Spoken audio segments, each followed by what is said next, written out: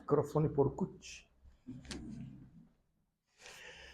Boa noite a todos, nossos queridos irmãos aqui presentes, encarnados, desencarnados, também aqueles que nos acompanham através das redes sociais, pela internet. É uma alegria muito grande poder estar aqui para podermos conversar e refletir um pouquinho sobre os ensinamentos de Jesus e da doutrina espírita. Nós trouxemos o tema para conversar hoje, que versa sobre a vivência do Evangelho de Jesus, ou a prática do Evangelho de Jesus, porque a doutrina espírita, ela nos ensina, e aqui eu vou só passar alguns princípios para a gente poder entender o raciocínio que a gente vai seguir na noite de hoje. A doutrina espírita, ela nos faz acreditar e nos faz ter a certeza, vamos dizer assim, pela fé raciocinada, na existência da vida após a morte. E que além dessa existência de uma vida após a morte, o nosso espírito é imortal. E para sua evolução, como espírito imortal, tendo sido criado por Deus, nós precisamos de várias encarnações. Ou seja, a gente vai nascer diversas vezes e vai passar por diversas experiências no mundo material para poder evoluir. Ou seja, esses são os princípios da doutrina espírita que a gente tem lá na parte científica que a gente consegue estudar pelas obras básicas, codificadas por Allan Kardec. Muito bem. Sabendo que somos espíritos imortais, em constante evolução e que precisamos encarnar diversas vezes, nós vamos chegar num momento, em uma conclusão, então, ok, beleza, vamos ter que encarnar diversas vezes. Qual é o mecanismo, então, da reencarnação? Por qual maneira a gente volta do mundo material para o mundo, do mundo espiritual para o mundo material? Qual é o mecanismo? Existe algum portal mágico? Existe algum lugar secreto que a gente passa por uma porta de energia? Como é que se dá isso? Bom, nós sabemos que isso se dá através de um novo nascimento, de uma reencarnação através de uma nova criança. Ou seja, para que aconteça o processo evolutivo do ser espiritual eterno, você precisa de um pai e de uma mãe. E um pai e uma mãe com uma criança chama-se, por nós hoje todos conhecidos, de família. Família. Então há necessidade da existência da família para que a nossa sociedade traga novos companheiros do mundo espiritual para cá, para proceder à evolução. Então, a família é a essência da evolução individual e da sociedade. E aí nós precisamos então compreender, e vamos falar sobre isso, de que forma nós vamos então ter a possibilidade de nos tornar pessoas melhores. O Allan Kardec, quando ele percebeu isso, o Allan Kardec, ele começou primeiro observando o fenômeno mediúnico, mesas girantes, pessoas que faziam levitação, e depois foi percebendo que havia uma manifestação inteligente, até que chegou no sistema de mediunidade e de comunicação com os espíritos. Até lá ele foi fazendo um monte de perguntas, tanto é que o primeiro livro dele é o livro dos Espíritos, dito por muitos o livro da filosofia espírita. E aqui, por várias perguntas, ele se questionava a respeito da existência dos espíritos, da vida e tal. Então, em dado momento, o Allan Kardec, percebendo essas questões todas que envolvem a reencarnação e a existência da família, ele vai dedicar uma parte exclusiva no livro dos Espíritos para falar sobre isso. E aqui, para quem tiver interesse de se aprofundar nos estudos, nós vamos encontrar lá, Questão 203 é o item que fala do parentesco e filiação. Veja que ele dedicou várias perguntas a esse respeito. E ele vai ter uma aqui que vai nos chamar a atenção, que é por isso que eu quero fazer a leitura aqui para vocês. Ele pergunta o seguinte: nenhuma influência exercem os espíritos dos pais sobre o filho depois do seu nascimento? Ou seja, ele está perguntando assim, qual a função dos pais como pai, como família? Qual é a função da família? Em resumo, é isso que ele está dizendo. Parafraseando, qual a função da família? E os espíritos respondem: bem grande influência exercem os pais sobre os filhos.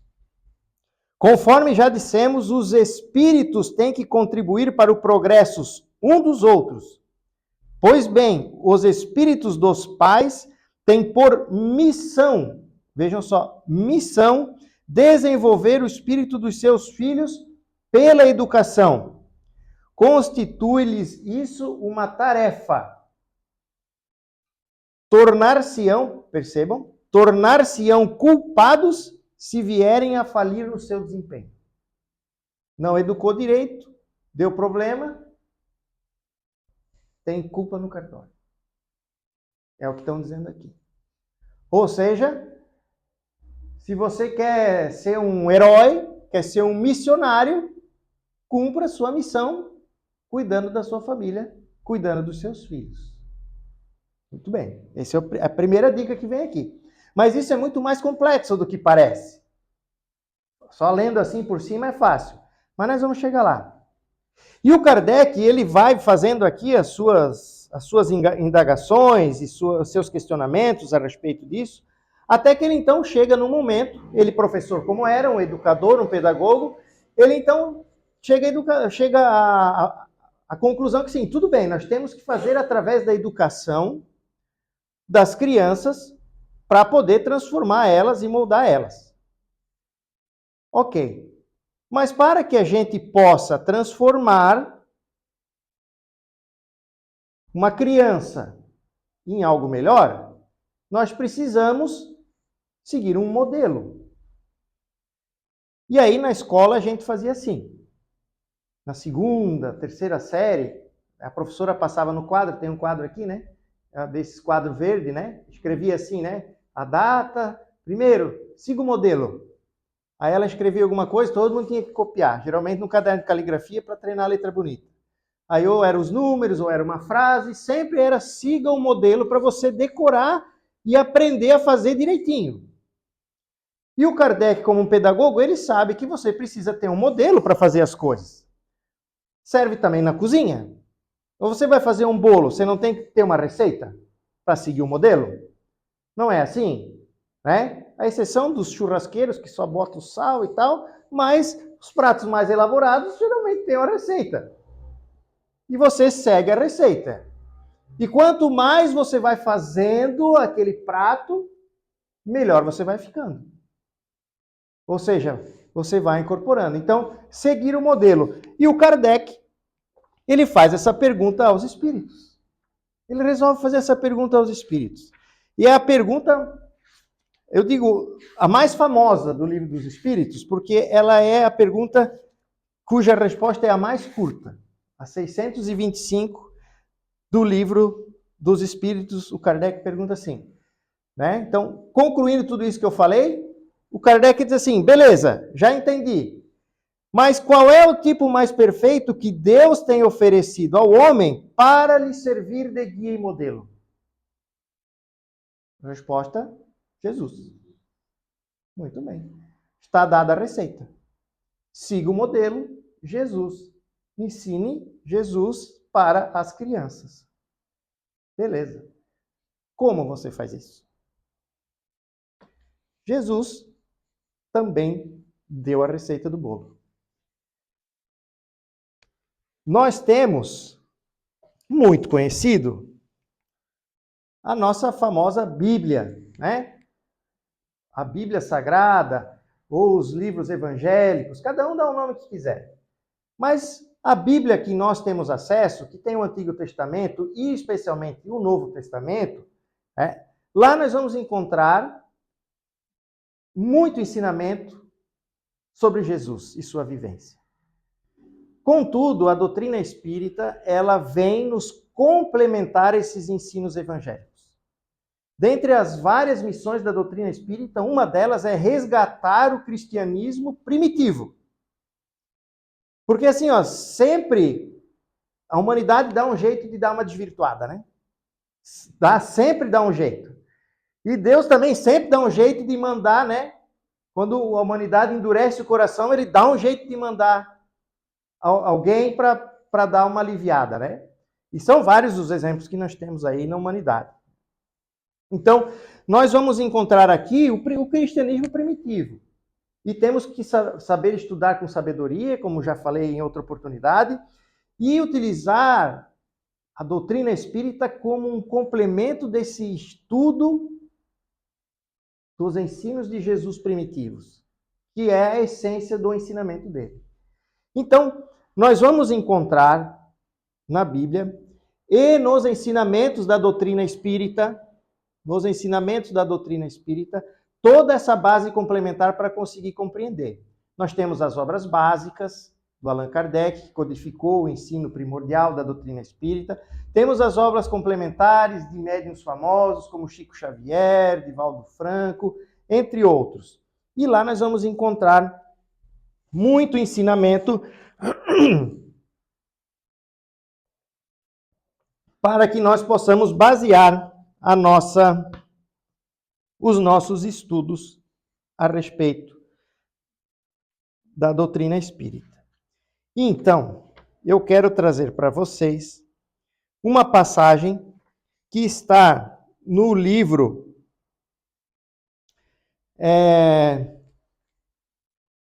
Jesus no Lar.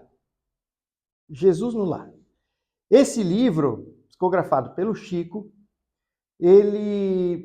pelo espírito Neio Lúcio, ele traz uma série de histórias bonitas. Mas no capítulo 1, ele narra a história que está intitulada O Culto Cristão no Lar. E aí, depois de um dia de pregação lá na Galileia, eles resolvem então se reunir na casa de Pedro para descansar e no outro dia seguir caminho. Não antes de conversar sobre as questões do dia a dia, das coisas que aconteceram, do que eles preveem, do que eles querem. Enfim, quando a conversação começa a tomar rumos, vamos dizer assim, não tão edificantes, Jesus percebe que estão falando sobre trivialidades, assuntos que não interessavam. Jesus resolve chamar a atenção e ele, então, chama por Pedro. Diz, Pedro! Diz, pois não, mestre. E aí todo mundo para o que está fazendo e sabe que Jesus vai trazer algum ensinamento. E aí ele pergunta, Pedro, o que faz o pescador para conseguir vender o fruto do seu trabalho no mercado? Aí o Pedro dá uma pensadinha. E vocês vejam como Jesus era profissional, não é à toa, né? Nós temos hoje a inteligência artificial, não sei se alguém de vocês já trabalha com a inteligência artificial, mas a inteligência artificial ela tem umas técnicas para você usar. Você tem que dar uma aquecida na inteligência artificial. Então, assim, primeiro você pergunta, né, sobre, por exemplo, contratos. Aí você vai dizer assim, olha, o que é um contrato? Aí ele vai te responder, onde encontro os melhores livros sobre contratos? Quais os conceitos mais modernos nesses livros sobre contratos? O que precisa ter um contrato perfeito? E aí no final tu diz assim, agora, com todas essas informações, crie o contrato perfeito para mim. Então ele vai seguindo uma linha de raciocínio para envolver a inteligência artificial a buscar aquilo que ela quer. Jesus era inteligência artificial viva, eu digo. Porque ele, nas suas passagens, especialmente essas nossas, ele vai sempre tendo a oportunidade de chamar as pessoas ao seu raciocínio e chamar a responsabilidade daquilo que ele estava tentando fazer as pessoas compreenderem. Isso está na Bíblia, geralmente ele responde com perguntas, e é assim que ele fazia. Então ele perguntou para Pedro, o que você faz o pescador? Então, sabendo que o Pedro é pescador. Então já a primeira dica, já sabe que ele não vai errar a pergunta. Aí o Pedro pensou e disse, olha, mestre, o pescador ele vai reunir os melhores frutos da sua pesca e vai colocar no mercado para vender. Até porque ninguém gosta de comprar o refúgio da pesca, o peixe pequenininho, o peixe machucado. O pessoal prefere o peixe maior, mais graúdo. Então, separa bem o peixe e coloca para vender. Aí Jesus deu uma risada, né? Concluindo que chegou na resposta que queria e continua. Pedro, e o oleiro? O que precisa fazer? Ele disse, olha, mestre, ele pensou um pouquinho e disse, o oleiro precisa fazer a mesma coisa. O oleiro precisa pegar o barro bruto, colocar esqueci o nome da peça, né, que você usa para moldar o barro. Como? Torno. O torno é igual da madeira, né? O torno tá isso. Coloca a massa no torno, emprega o seu conhecimento, emprega a sua força e vai transformando aquela massa que era disforme num vaso ou em alguma peça bonita que ele tenha sobre encomenda ou que ele queira botar para vender no mercado. Muito bem. E o que faz o carpinteiro? E ele vai seguindo, olha só, né? Olha, o carpinteiro, ele vai fazer o mesmo procedimento. Ele vai pegar as ferramentas que ele tem, vai pegar o serrote, o enxó, vai pegar o martelo, o formão, e vai trabalhar na peça bruta de madeira e dar forma que ele quiser, transformando ela numa obra de arte para poder colocar à venda no mercado. E aí Jesus assenta e deixa todo mundo pensar, e ele dá a seguinte resposta, que eu vou tomar a liberdade de ler para a gente não perder nenhum minuto daquilo que Jesus falou naquele momento. Assim também, Pedro, é o lar diante do mundo. O berço doméstico é a primeira escola. O berço doméstico é a primeira escola e o primeiro templo da alma. Ou seja, a casa, o lar. A casa do homem é a legítima exportadora de caracteres para a vida comum. Veja aqui que ele dá o conceito de educação. Ele dá o conceito de educação. A casa do homem é a legítima exportadora de caracteres. O que é educação? Você formar o caractere da criança. Ou seja, impregnar nela daquilo que você quer que ela seja como adulto. Se o negociante seleciona a mercadoria, se o marceneiro não consegue fazer um barco sem afeiçoar a madeira aos seus propósitos, como esperar uma comunidade segura e tranquila sem que o lar se aperfeiçoe? A paz do mundo começa sobre as telhas a que nos acolhemos. Se não aprendemos a viver em paz entre quatro paredes, como aguardar a harmonia das nações? Se nós não habituarmos a amar o irmão mais próximo, associado à nossa luta de cada dia, como respeitar o eterno Pai que nos parece tão distante? Ninguém tem parente difícil? Ninguém tem parente difícil. Depois eu vou falar um negócio sobre parente difícil aí. E Jesus deu um tempinho para eles raciocinar. Porque ele continua. Porque a essência aqui é a casa. Olha só a guerra que o mundo está entrando por aí. Será que não é? Aí assim, a gente vai dizer assim, mas por que vão entrar em guerra? Aí o cara reclama que estão entrando em guerra, mas aí quando vai lá na rede social ele escreve, bandido bom é bandido morto. Xinga todo mundo no trânsito, não respeita ninguém. Aí a guerra não quer, mas não dá o exemplo, não começa por casa. Aqui é Jesus que está dizendo. Nós temos que começar pelo começo. Pedro, acendamos aqui em torno de quantos nos procuram assistência fraterna uma claridade nova. A mesa da tua casa é o lar de teu pão. Nele recebes do Senhor o alimento para cada dia. Por que não instalar ao redor dela a sementeira de felicidade e da paz na conversação e no pensamento? O Pai que nos dá o trigo para o celeiro através do solo, envia-nos a luz através do céu. Se a claridade é a expansão dos raios que a constituem, a fartura começa no grão. Em razão disso, o Evangelho, lembrem-se, olha só, Jesus se referindo ao Evangelho. Quem é o Evangelho? Ele, não é um livro. Os livros, vou repetir sempre, Evangelho segundo João, ou seja, Jesus segundo João. Evangelho segundo o Espiritismo, Jesus segundo o Espiritismo. Evangelho segundo Mateus, Jesus segundo Mateus. Ou seja, são biografias de Jesus. Ele é o Evangelho, ele é a Boa Nova. Então, ele mesmo diz, em razão disso, Pedro, o Evangelho não foi iniciado sobre a multidão, mas sim no singelo domicílio dos pastores e dos animais. Na simplicidade da casa e da família. No animalzinho de estimação, o pai e a mãe. Ali ele já deu exemplo. Jesus nasceu dando exemplo. Né? A vida dele é um exemplo completo, do nascimento ao desencarne. Tudo para nos ensinar alguma coisa. E aí, ele então finaliza convidando os familiares e os apóstolos, os familiares de Pedro e os apóstolos a uma palestra edificante naquele momento, pedindo os rolos de pergaminho que eles tinham na casa com as escrituras do Antigo Testamento.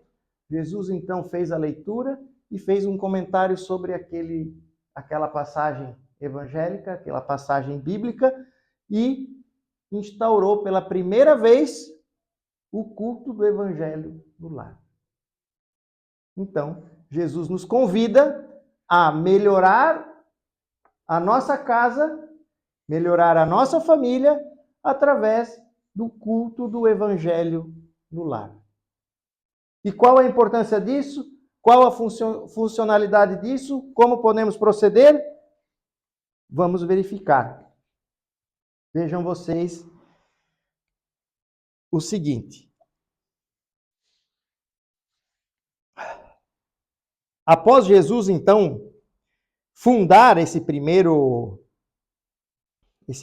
evangelho no lar, ele nos convida a realizarmos essa prática. Mas nós precisamos ter também em vista uma questão muito importante, e que às vezes pode até confundir quando a gente vai lá encontrar a leitura na Bíblia, mas ela é sábia e Jesus o fez de propósito. Vocês lembram numa passagem que também é bem famosa, que Jesus estava pregando, e aí, durante essa pregação, ele estava nessa pregação, e aí chegou a mãe e os irmãos. Ela é mais famosa por causa da questão dos irmãos, que todo mundo questiona, Jesus tem irmão, mas como é que os irmãos chegaram lá e tal, né? Segundo Divaldo Franco, eram irmãos filhos de José, que já tinha filhos de um outro casamento, então eram como se fossem meio irmãos, né? Mas o ensinamento para nós, a essência, é que eles chegaram lá para conversar, então, com Jesus. Tá? Eles chegaram lá para conversar com Jesus. Está em Mateus capítulo 12. Então Jesus falava ainda à multidão quando veio sua mãe e seus irmãos, e esperavam do lado de fora a ocasião de lhes falar. Disse-lhe alguém, tua mãe e teus irmãos estão aí fora e querem falar-te. E Jesus respondeu, quem é minha mãe e quem são meus irmãos? E apontando com a mão para os seus discípulos, acrescentou, eis aqui minha mãe e meus irmãos. Todo aquele que faz a vontade do meu Pai, que está nos céus, esse é meu irmão, é minha mãe e é minha família. Vejam só. Isso não quer dizer que Jesus está renegando, mas isso ele quer dar ele quer dar um ensinamento muito mais profundo. E aí nós vamos encontrar uma passagem no livro Caminho, Verdade e Vida. Caminho, Verdade e Vida. Chico Xavier, a mensagem, o livro de Emmanuel. E no capítulo 62, existe uma história designada assim, a parentela. A parentela. Lembra que eu falei do parente difícil? Porque assim, né, parece que assim a família, todo mundo tinha que só se amar e se respeitar, e todo mundo ser querido, todo mundo ser feliz, mil maravilhas. Mas tem os parentes difíceis. Certo? Tem ou não tem os parentes difíceis? Tem sim. Então vamos lá. Tá dito, tá falado, todo mundo tem. Né? Então vamos lá. Então, mas o que Jesus tem a nos dizer sobre isso? Ele deu o recado ali. Ele deu o recado ali. Né? E várias são as passagens dessas questões aí, né? Então Jesus ele está nos revelando um ponto e a doutrina espírita vem nos explicar. E aí, lembrem, ainda no final da vida, Jesus também lá no final da sua vida encarnado, lá na cruz e tal, quando ele vê, né, João, Maria e tal, ele, o que ele ainda diz? Eis aí a tua mãe, né? Mãe, eis aí o teu filho, né? Que estava João, né? O apóstolo amado, né? Que foi que cuidou dela, enfim, né? Olha só a mensagem que ele está dando. E aqui nesse item ele vai explicar o que significa isso tudo. Que ele diz o seguinte: nos círculos da fé, vários candidatos à posição de discípulos de Jesus queixam-se da sistemática oposição dos parentes com respeito aos princípios que esposaram para as aquisições de ordem religiosa. Aí aqui vale uma reflexão de uma história conhecida no meio espírita, de um senhor, aí uns 50 anos atrás, mais ou menos, um senhor que resolveu se converter ao espiritismo, mas quando ele se converte, a família dele não aceita. Ele disse, não pode, isso aí é coisa, né, do inimigo. Então você agora, se você quer seguir essa sua convicção religiosa e ser espírita, tudo bem, mas você não é mais meu filho, não é mais meu irmão, não é mais meu tio, não, você não é mais da família. E ele foi renegado. E ele manteve a sua convicção religiosa, saiu de casa e foi, alugou um apartamentozinho e ficou lá. Seguiu a sua fé, continuou indo na casa espírita, fazia o evangelho no lar 2 vezes por semana e estava tudo certo. Muito bem. Parente difícil, né? Ou não? Dizer que tu não é mais meu filho, tu não é mais meu pai, tu não é mais minha mãe, tu não é mais meu marido? Pensa o desgosto de alguém te dizer isso, né? Quem é pai, quem é mãe, quem é irmão, quem sabe aí, né? Então tá aqui um exemplo. E aí ele continua: nem sempre os laços de sangue reúnem as almas essencialmente afins. Ou seja, afinidade não é tudo, afim é se gostar. Por isso que daí tu vai lá no jogo de futebol, tem só gente do teu time, tu abraça todo mundo, é todo mundo querido, é todo mundo tal. Tu vai lá na tua igreja, no centro espírita, na tua igreja, no teu culto, é todo mundo que pensa igual a ti, é mil maravilha. Aí tu chega em casa, diz, não é disso, daquilo. Ou seja, afinidade é outra coisa.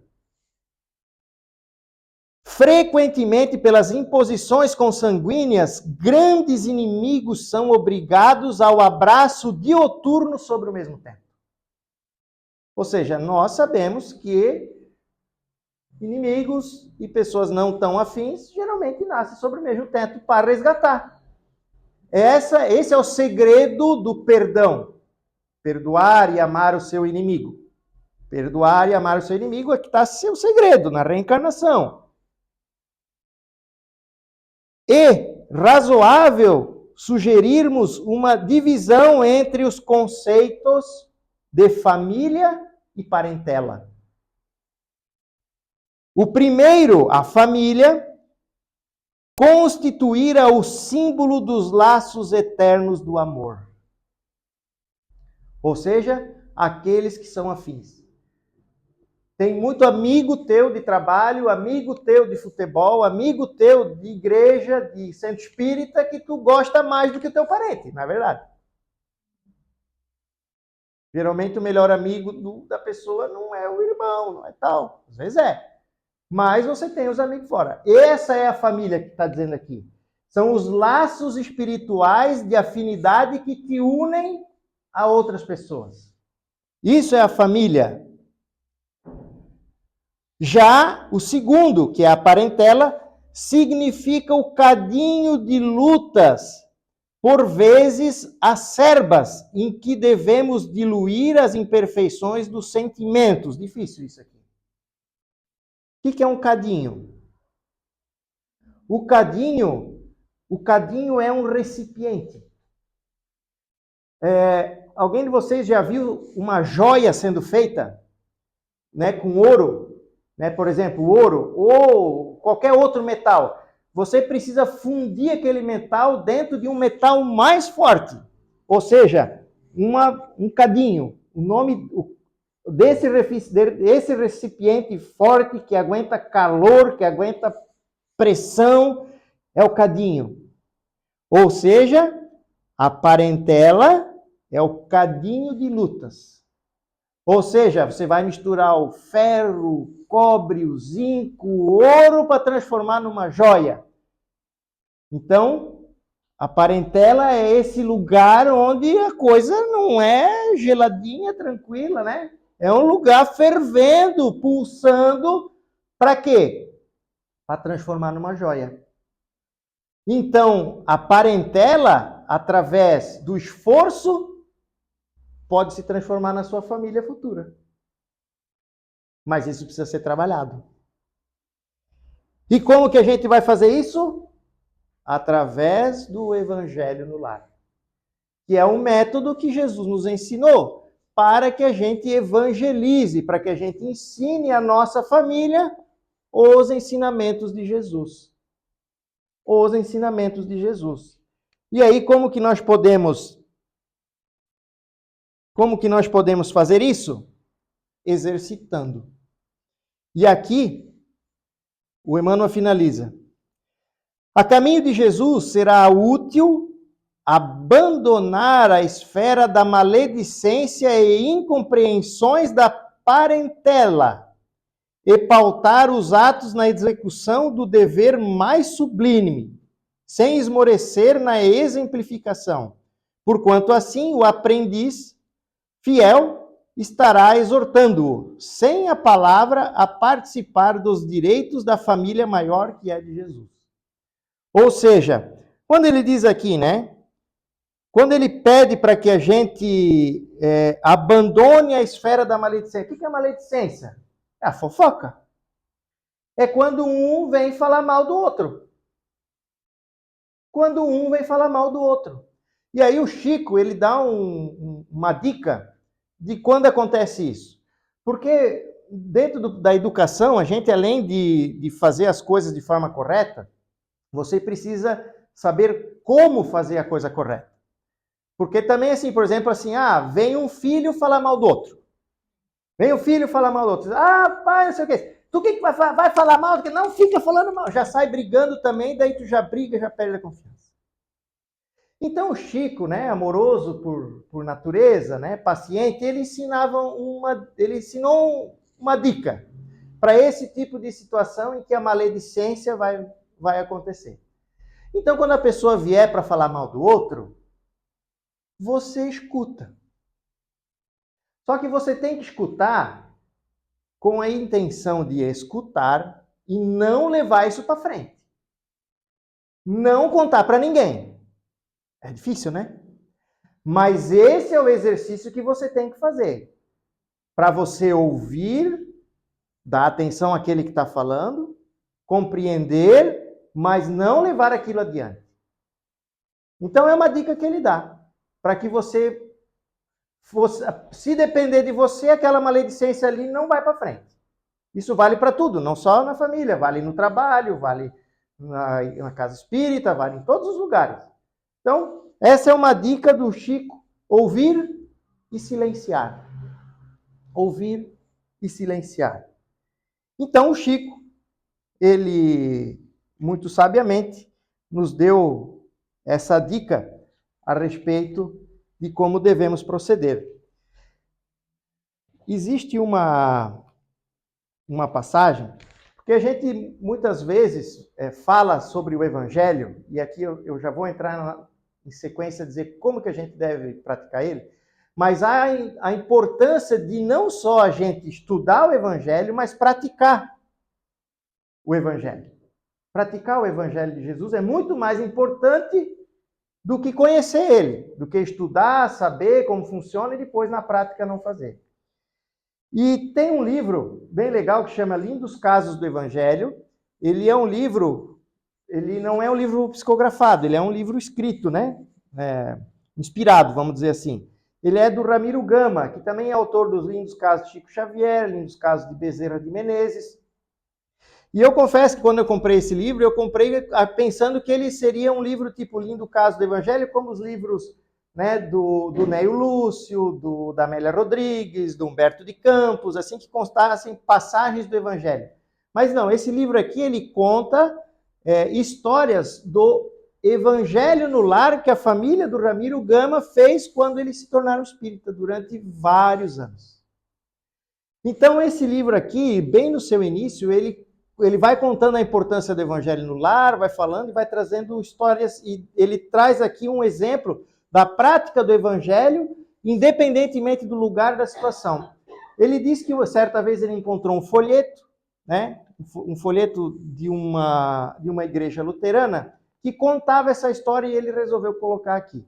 A história dizia o seguinte: na época da guerra, antes da Guerra da Secessão Americana, em que os Estados Unidos, né, tiveram todo aquele rompimento do norte e do sul por causa da escravidão, havia uma fazenda cujo fazendeiro era muito rico e ele tinha um escravo de confiança. O escravo de confiança era aquele que era responsável por cuidar da senzala. Ou seja, ele tinha poderes de liberdade, de sair, de vir, ele era escravo também, mas ele tinha um certo poder sobre os outros escravos, a ponto até de ele poder comprar, vender, sacrificar, maltratar. O poder era esse. E esse escravo em especial, ele era responsável pela compra de escravos. Ele era responsável pela compra de escravos. E aí, em certo momento, veio uma maledicência. E a maledicência, claro, do escravo que queria a vaga dele, foi lá falar para o patrão. Ele disse: patrão, tu nem sabes o que o fulano fez. Ele comprou um escravo velho, mais velho, cansado, carcomido, não consegue trabalhar, todo doente. E não só isso, colocou ele num lugarzinho bem legal lá na senzala, leva comida para ele todo dia, vai 2 vezes por dia para ver como ele está, para saber se ele está bem, se está precisando de alguma coisa. Estou só avisando o senhor. Maledicência. Muito bem. E o senhor, escravo, senhor de escravo, não preciso dar detalhes, foi lá tirar satisfação do escravo de confiança.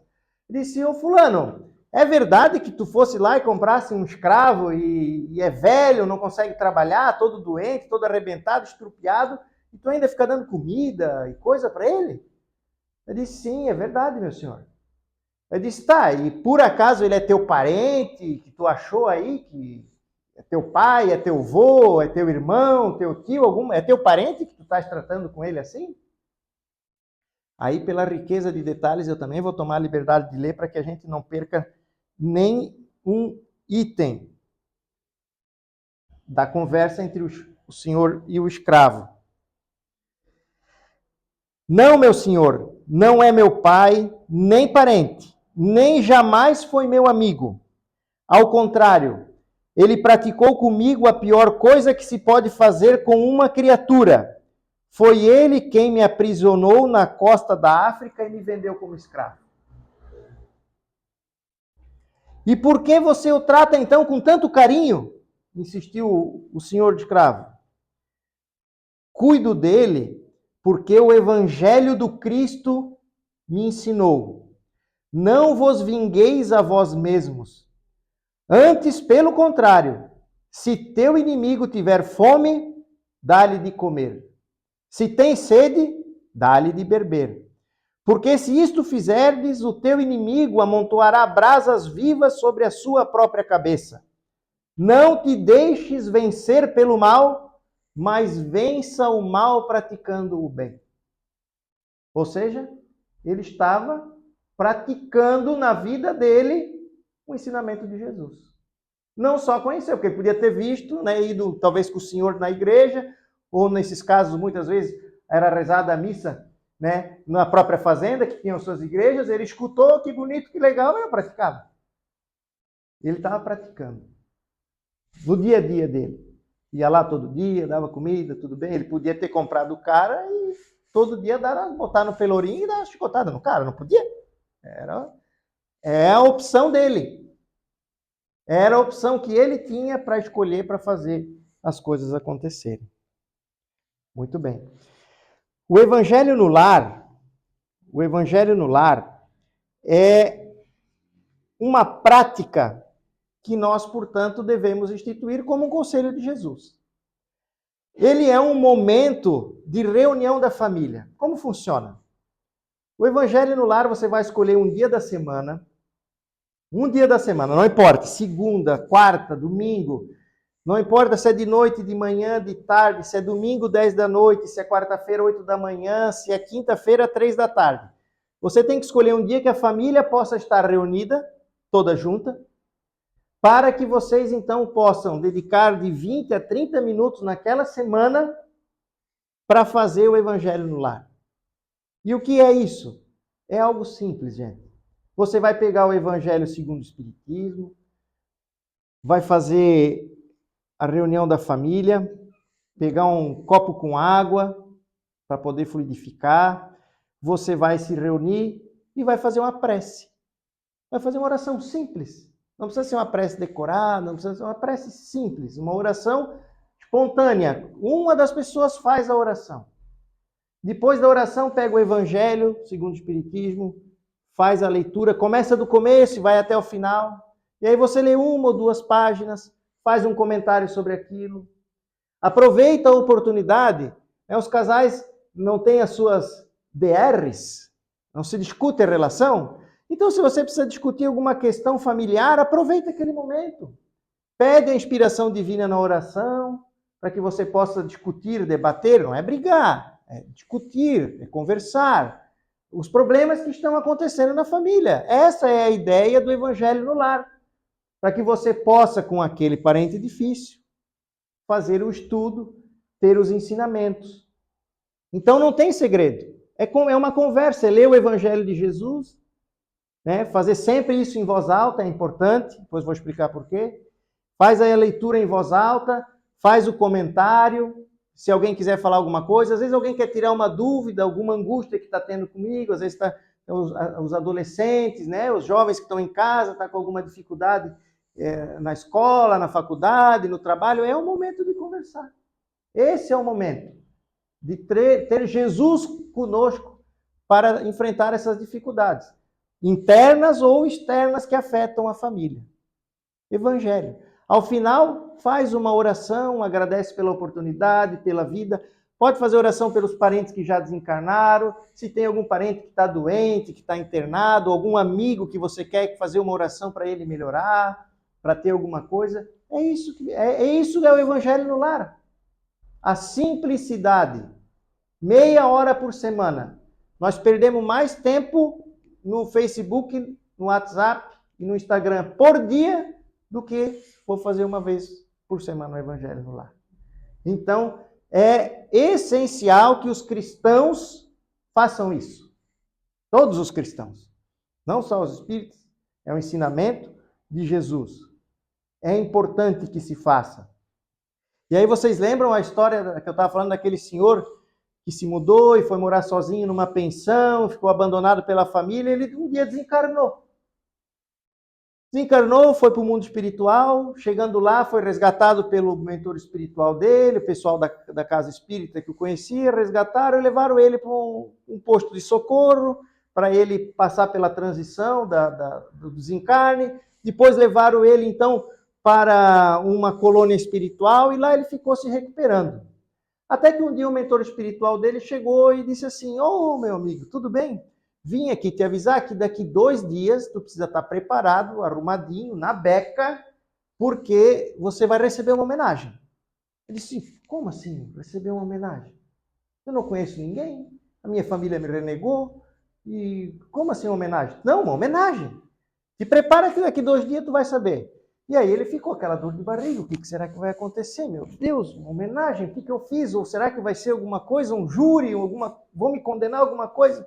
E ele nervoso, deu 2 dias, ele estava pronto. Chegou o mentor espiritual dele, pegou ele, levou ele para um teatro, assim, né? Imagina o Teatro Carlos Gomes, assim, lotado, assim, né? 800, 900 pessoas, né? E ele foi entrando com o mentor dele, assim, naquele corredor do meio, como se fosse um formando, né? Olhando, ele disse, mas, eu não conheço ninguém aqui. Quem é essa gente toda? Não tem nenhum familiar, nenhum amigo, nada, não conheço ninguém. Que homenagem é essa? Aí, quando chegaram lá na frente, ele se virou e disse, estás vendo todas essas pessoas? Todos esses espíritos que estão aqui vieram te agradecer. Porque durante todos os anos da tua vida que você morou lá naquela pensão, que você fazia o evangelho no lar 2 vezes por semana, que você achava que estava sozinho, você não estava sozinho.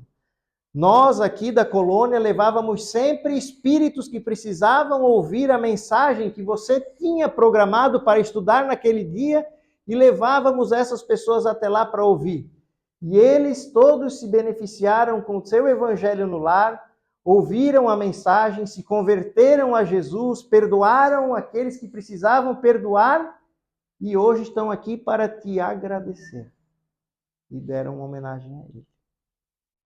Então, o evangelho no lar é muito mais do que a essência da vivência física, mas também o ambiente espiritual que nós vamos ajudar a construir.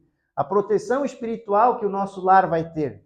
A proteção que a nossa família vai ter em relação aos fluidos que envolvem toda a nossa vivência e a nossa experiência física. Por isso, fica aqui a nossa sugestão e o nosso pedido. Quem já faz, reforce. Perceba como está, se está ajudando, se está melhorando. Quem não faz, pense em fazer. Aplique, coloque na sua casa, coloque na sua agenda a realização do culto do Evangelho no lar 1 vez por semana. Muito obrigado a todos pelo carinho, pelo convite, pela paciência e até uma próxima oportunidade.